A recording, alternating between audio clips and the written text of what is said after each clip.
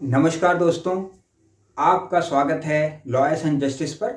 यहाँ हम आपको कानून और स्वतंत्रता से रिलेटेड जानकारी देते रहते हैं। क्या आप जानते हैं कि भारतीय संविधान में हमें कुछ ऐसे अधिकार दिए गए हैं जो हमारी स्वतंत्रता, सम्मान और सुरक्षा को सुनिश्चित करते हैं। ऐसे ही 10 कानूनों को और अधिकारों को हम इस वीडियो में डिस्कस करेंगे। बने रहिएगा इस वीडियो में अंत तक, क्योंकि यह वीडियो आपके और आपके परिवार के लिए बहुत ही इम्पोर्टेंट हो सकती है। तो चलिए शुरू करते हैं दोस्तों।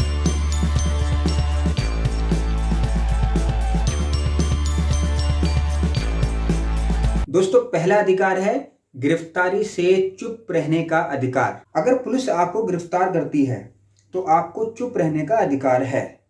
आपको खुद को दोषी साबित करने के लिए मजबूर नहीं किया जा सकता।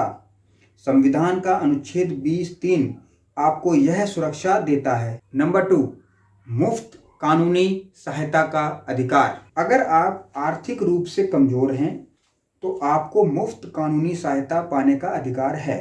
यह सुविधा कानूनी सेवा प्राधिकरण अधिनियम 1987 के तहत दी जाती है। आपको जिला कानूनी सेवा प्राधिकरण से संपर्क करना होगा। इसके लिए लीगल सेल डिपार्टमेंट हर एक डिस्ट्रिक्ट कोर्ट में भी बने हुए हैं। यदि आप चाहें तो वहां संपर्क करके कानूनी सहायता प्रदान जो की जाती है उसको ले सकते हैं। हमारा तीसरा और अति आवश्यक, जो कि महिलाओं के लिए है, महिलाओं का गिरफ्तारी को लेकर बहुत बड़ा अधिकार कि उनकी गिरफ्तारी सूरज ढलने के बाद नहीं की जाएगी। देखिए दोस्तों, क्या लिखा है, महिला की रात में गिरफ्तारी पर प्रतिबंध।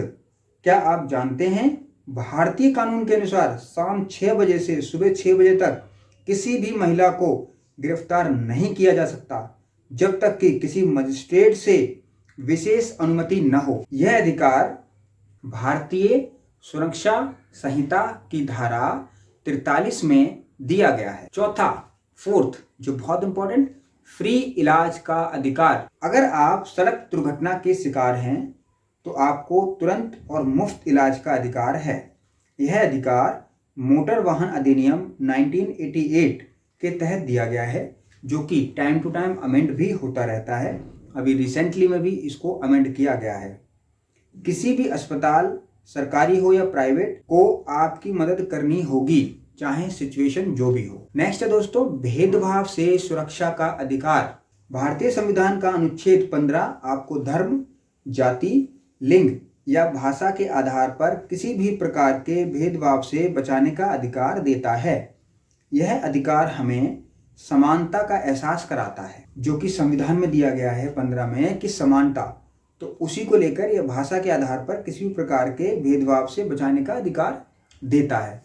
तो कहीं पर भी दोस्तों, यदि आपको ये प्रतीत होता है कि आपकी भाषा को लेकर भेदभाव हो रहा है, सपोज कहीं आप हिंदी बोलते हैं या अपनी मातृभाषा बोल रहे हैं या अपने राज्य की भाषा बोल रहे हैं, तो कोई भी आपके साथ भेदभाव नहीं कर सकता। कोई हिंदी को लेकर, कोई इंग्लिश को लेकर आपको टॉर्चर, परेशान नहीं कर सकता। यह अधिकार अनुच्छेद 15 में संविधान के दिया गया है। अगला है दोस्तों, गोपनीयता का अधिकार। गोपनीयता के अधिकार को राइट टू प्राइवेसी भी कहते हैं। आज के डिजिटल युग में आपकी गोपनीयता का अधिकार सबसे महत्वपूर्ण है। 2017 में सुप्रीम कोर्ट ने इसे अनुच्छेद 21 के तहत मौलिक अधिकार घोषित कर दिया था। तो अब ये मौलिक अधिकार भी है, जबकि ये पहले मौलिक अधिकार नहीं होता था। मौलिक अधिकार हमारे संविधान में दिए गए हैं, जो कि अनुच्छेद 21 में है। कोई भी आपकी निजी जानकारी बिना आपकी सहमति के इस्तेमाल नहीं कर सकता, चाहे सिचुएशन कोई भी हो। ऐसे ही यदि पुलिस भी कभी आपकी निजी जानकारी उपयोग करती है तो उसको स्पेशल ऑर्डर लेने पड़ेंगे मजिस्ट्रेट से, या फिर उसको आपसे परमिशन लेनी पड़ेगी। वेतन में कटौती का अधिकार, यह अगला अधिकार है हमारा। क्या आपका नियोक्ता बिना कारण आपके वेतन में कटौती कर रहा है? क्या ये आपके साथ हो रहा है? भुगतान अधिनियम 1936 के अनुसार नियोक्ता यानी एम्प्लॉयर केवल वैध कारणों से ही ऐसा कर सकता है। अगर ऐसा होता है तो आप लेबर कोर्ट में शिकायत करते हैं। देखिए दोस्तों, अगर आप कहीं जॉब कर रहे हैं, नौकरी कर रहे हैं, तो आपकी सैलरी किसी भी हालत में नहीं कटेगी। यदि आपने उन नियमों का उल्लंघन किया है जो नियम आपको ऑफर लेटर देते समय दिए गए थे, तो आपकी सैलरी काटी जा सकती है, और वो भी उस एग्रीमेंट के अनुसार जो एग्रीमेंट में लिखा है। यदि आपके एग्रीमेंट में ऐसा नहीं है तो फिर आपकी सैलरी नहीं कटेगी।